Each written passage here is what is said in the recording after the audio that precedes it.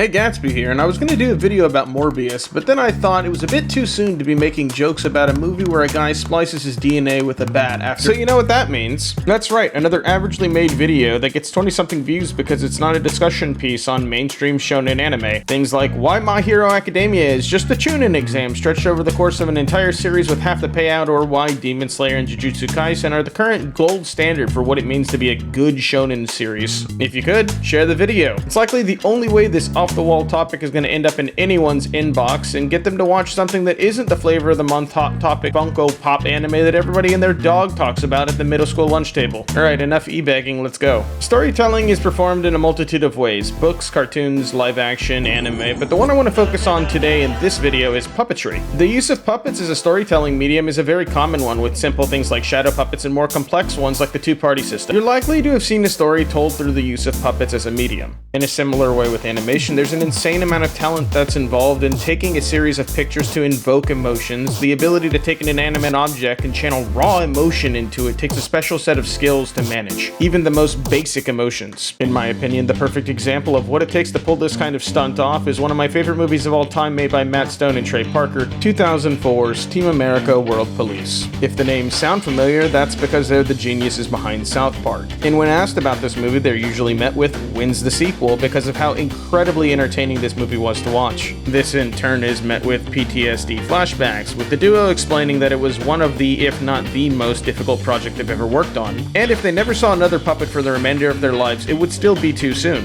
Although the movement, fighting, and dialogue for this film weren't exactly the epitome of human-like motion, the project was insanely difficult given the sheer number of puppets, sets, and practical effects that went into this juggernaut of a project. I say all of this because 12 years later in 2016, we get a show that is a personal favorite sitting in my top 5 series of all time to come out of Japan, Thunderbolt Fantasy. And yeah, that's right, this entire show is performed through Japanese-Taiwanese glove puppetry. Having worked on Madoka Magica, Psycho Pass, Fate Zero, and even Kamen Rider Gaim, to name a couple of shows, Gen Urobuchi wrote and created Thunderbolt Fantasy. At the time of its release, a friend of mine told me that I should really watch it, it was a must-watch, but I decided to put it on my backlog to rot with the rest of the critically acclaimed classics like Steins Gate or Legend of the Galactic Heroes. I was flipping through YouTube in the good old days prior to the happening and found a video titled Episode 1. And 6 years later, I find out that the full first episode is still up on YouTube, but I'm likely gonna have to deal with copyright claims, so that really activates the elements. After watching a small bit of the very first episode, I was completely hooked, and after 3 seasons of the most complicated finger puppetry I've ever seen, I knew that this would be a show that would stick with me for a while.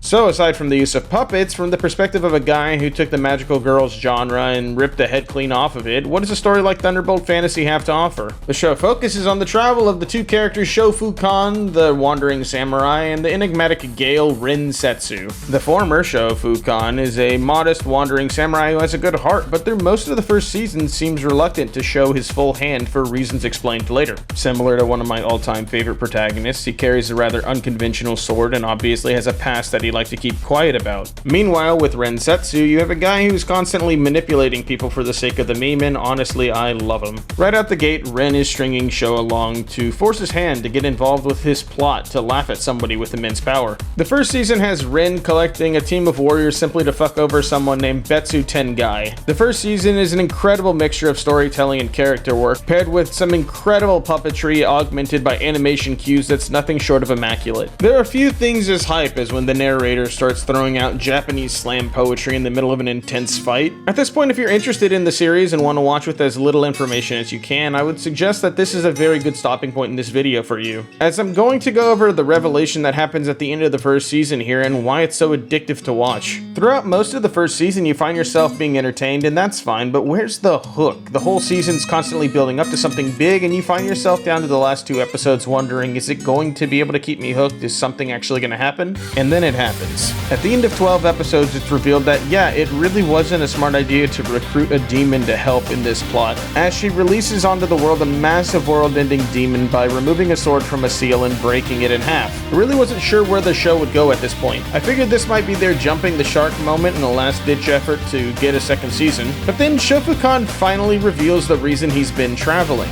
Throughout the entire season, each of the characters revealed to the remainder of the allied cast members what their purpose for travels actually was, except Sho. He takes out a scroll and casually mentions that he probably has something in it that could deal with this world unending demon. He then pulls out one of 36 swords sealed into his scroll, banishing an eldritch horror into space with it. He then casually hands the sword over to two other cast members and explains that because their previous sword was broken, they can keep this one in their care. And holy shit. This right here is why this show is so addictive. Throughout the first, second, and even third season, you feel that something is building up for a massive reveal of sorts. Every character Sho and Rin interact with, every small detail mentioned throughout each of the episodes, everything that Rin does. All leading up to a massive reveal at the very last minute to blow your mind. If you use this as a substitute for the first season, you could probably get along with the second and third seasons well, as the first season really works to set these characters up and explain why Shofukan is traveling, and why Rensetsu is an asshole. Admittedly, I'd probably rank them the third season, first season, and second season from best to great, but I struggle to find another reveal in the magnitude at the end of the first season. If you've ever watched the show, let me know what you think, and if you haven't watched it, then go check it out, leave a comment later, and tell me why most of the puppets are left-handed. If you guys have other shows or topics you want me to make a video about, let me know about it in the comments. I do actually read those and really appreciate all the nice things you guys have to say. And thanks for making Ghost Game hit 1,000 views, even though the show is on a current hiatus because Hacker Man. Wealth and glory to